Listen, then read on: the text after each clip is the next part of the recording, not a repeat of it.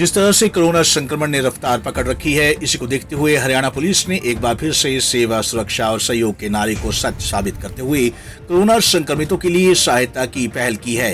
बता दें कि पुलिस ने 440 इनोवा गाड़ियां कोविड-19 अस्पताल परिवहन सेवा में लगा दी हैं, जो कि जरूरतमंद संक्रमितों को निःशुल्क घर से अस्पताल और वापस घर लेकर जाएंगी।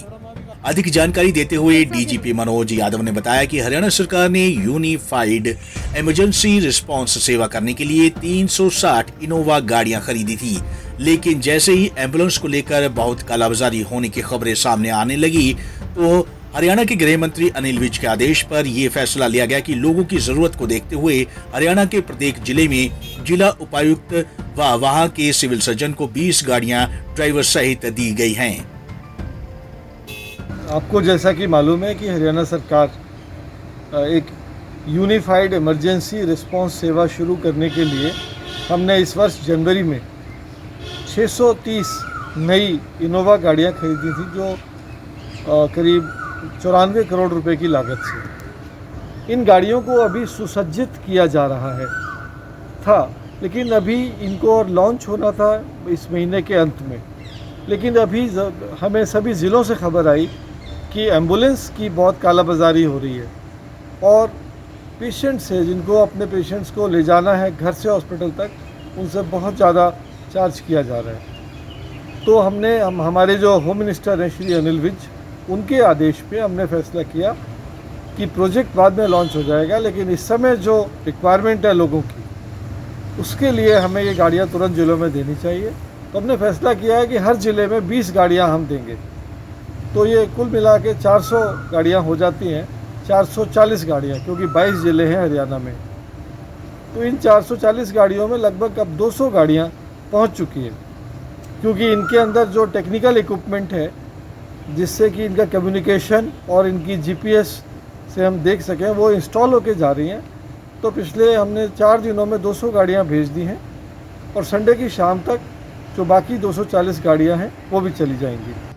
वहीं रेमडेसिविर की कालाबाजारी पर बोलते हुए डीजीपी मनोज यादव ने कहा कि अब कालाबाजारी पर नियंत्रण पाने के लिए हरियाणा सरकार ने फैसला लिया है कि अब रेमडेसिविर के इंजेक्शन बाजार में उपलब्ध नहीं होंगे।